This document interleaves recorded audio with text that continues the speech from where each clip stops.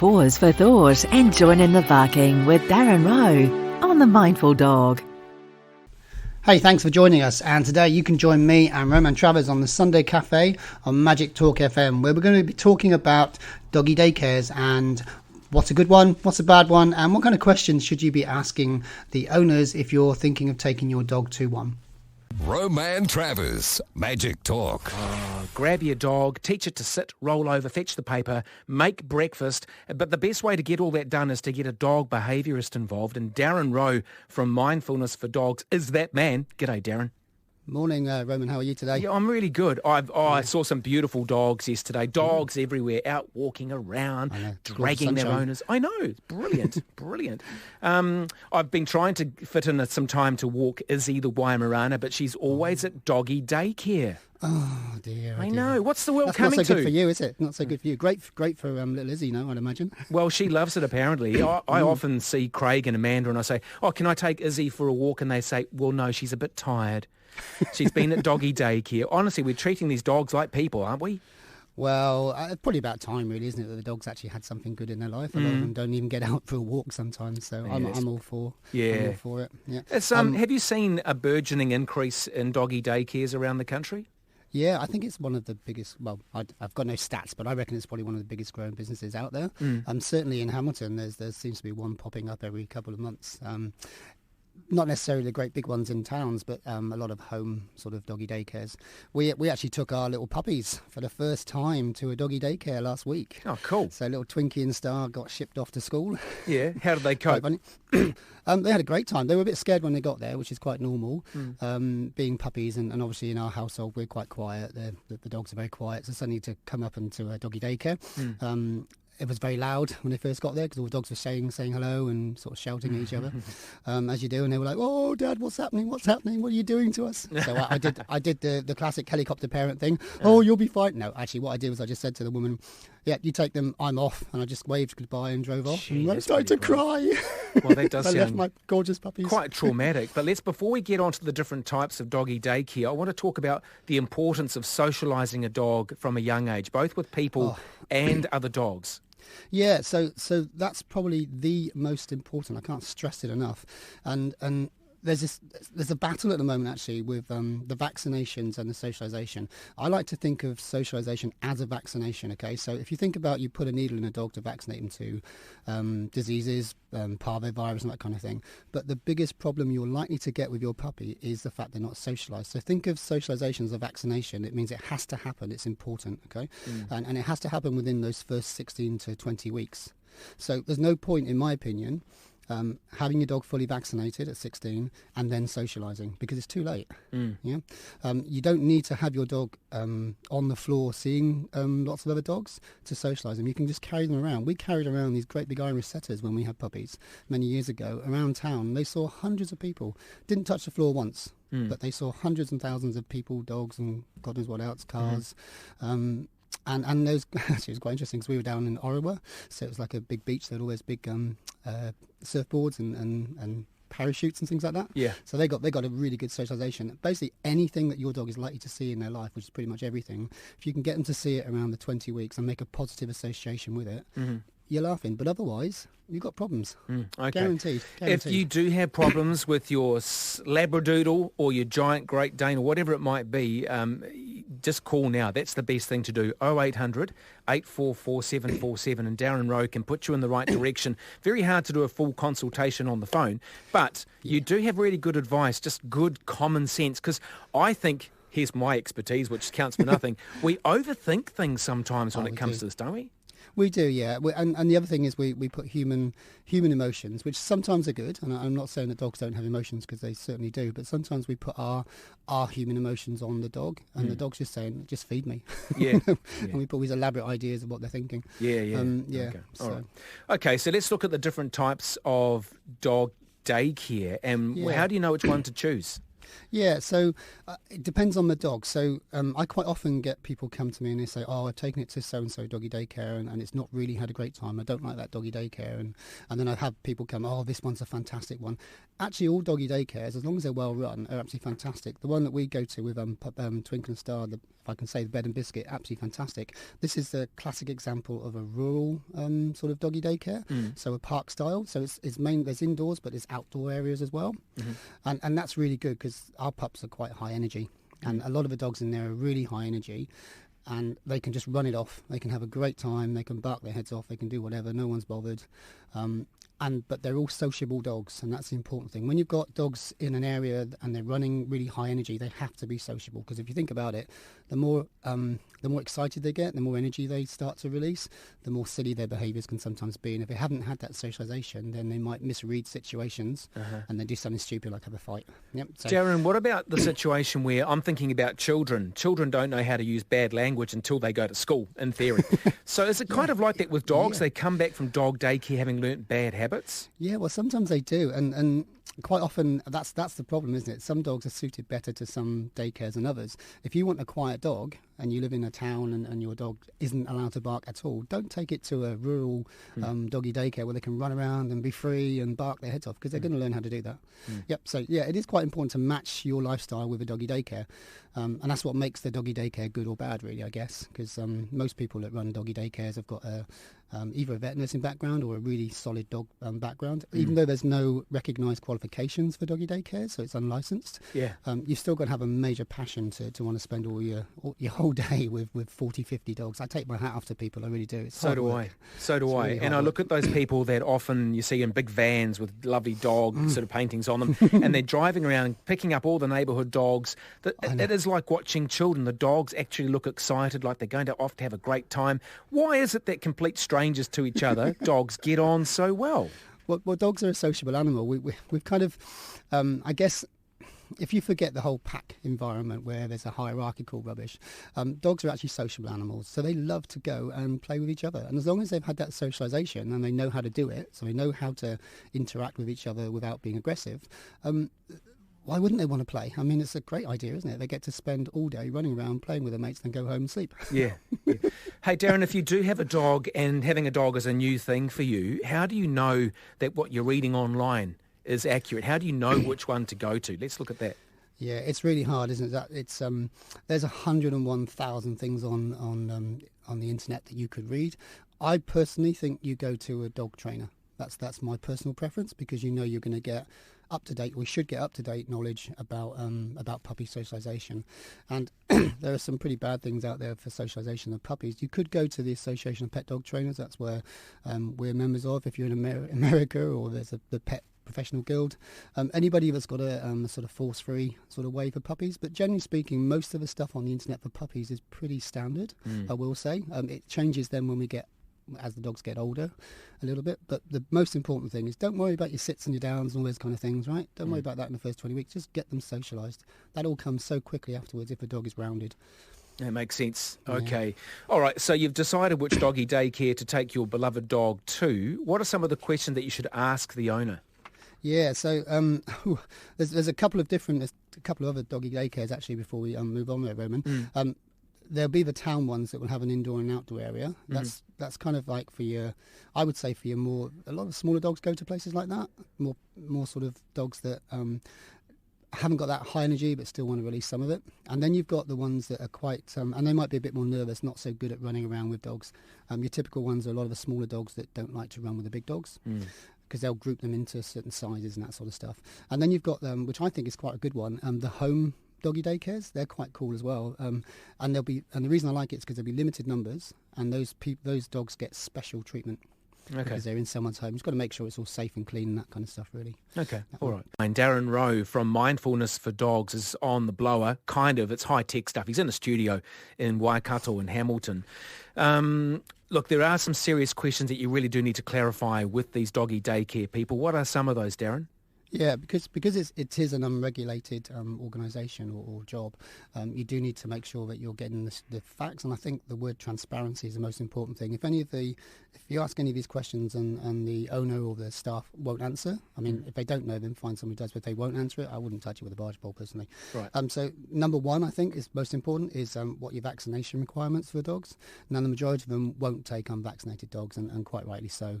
When you've got other people's dogs there, you have to be thinking about the care of those dogs, yeah. So that's the most important one. Kennel cough is an interesting one. Some daycares expect you to have kennel cough, and some don't. So you can have a think about that one. Have a chat with your vet about kennel cough, because it doesn't last forever, and different vaccinations I think will last for a certain time. So have a chat with your vet and get that one sorted, definitely. Is that an intranasal type inoculation? Yeah. Oh, if you've ever had to give that to a dog, it's so hard. I would suggest practicing that one as a puppy, because it's hard work if you haven't done that. Question 2 then, what's their spay and neuter requirements? Majority of daycares won't take intact dogs, because the way that intact dogs and neutered dogs interact is very different, and you don't want sort of aggression happening. But have a chat with them. Obviously a puppy up to a certain age, what's their age limit for when it needs to be spayed? Could be a year. Sometimes after a year is too much, so have a chat with them about that. What's the trial process? Now, the bed and biscuit that we went to, we got a free day. So Twinkie and Star went in for free, and that's quite standard. You'd expect that. And then they made a judgment call on whether the dogs were appropriate for their daycare. And don't get upset if they turn around and say, actually, I don't think this is a good fit for your dog. They're looking at the rest of their dogs and saying if they're going to fit in. There's no point throwing a dog in somewhere that they're not going to enjoy. It's a bit like going to school and not liking it, isn't it? So don't get upset. True. Just accept that and find another dog daycare. There's loads. And you shouldn't, most places don't charge you for that first day. Yep. What's the ratio of staff to dogs? Now, this is a really important one. I've been to some daycares where there's been hundreds of dogs and there's been like 5 or 6 people. In an ideal world, I think the recommended, and again, it's unregulated, but the recommended one's around 1 to 15, 1 to 10.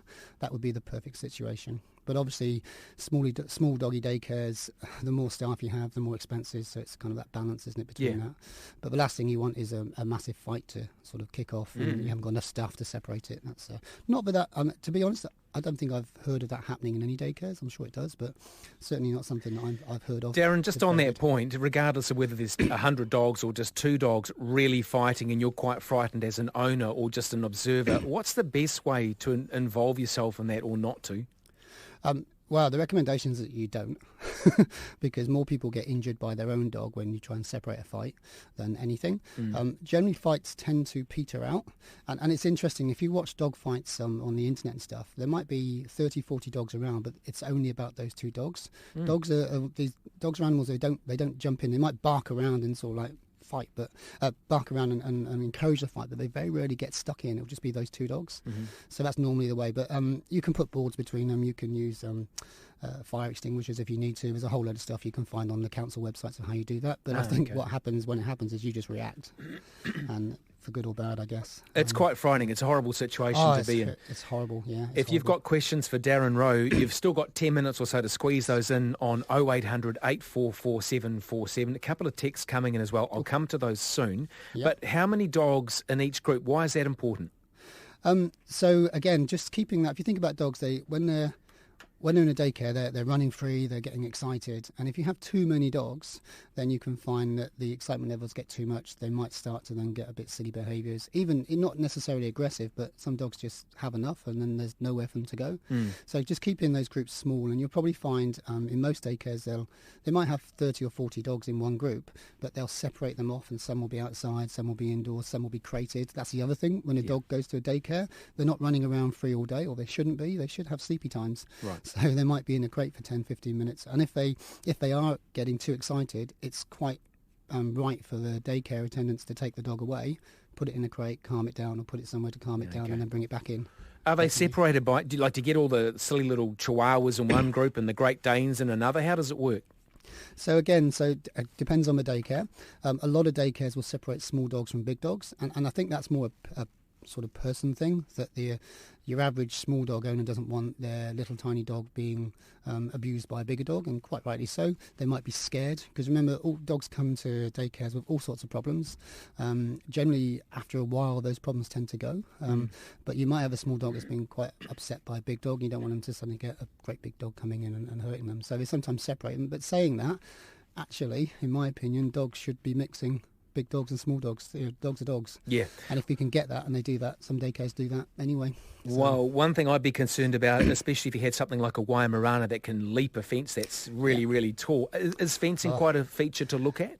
Yeah, so I think when you set up a doggy daycare, one of the resource consents in New Zealand is the fact you've got a 6-foot fence or adequate fencing, especially if you're jumping out onto a main road or you're jumping out onto a residential area or that kind of thing. So, yeah, fencing. But when you go there, have a look around. They normally let you have a look around if they're transparent enough.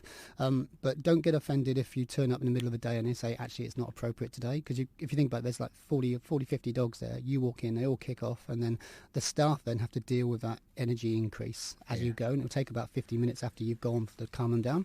So maybe at the end of the day, but check the top of the fences and the bottom. That's the important one. A dog will go underneath a fence much quicker than it will over. It's a lot of energy to go over. Yeah, check underneath. True. All right, Darren Rowe from Mindfulness for Dogs. He's here for you on 0800 844 747. Also, we'll come back and talk more about certification and what happens in terms of liabilities with injuries at daycare as well. But Colin has joined us. G'day, Colin. How are you? Good morning, Colin.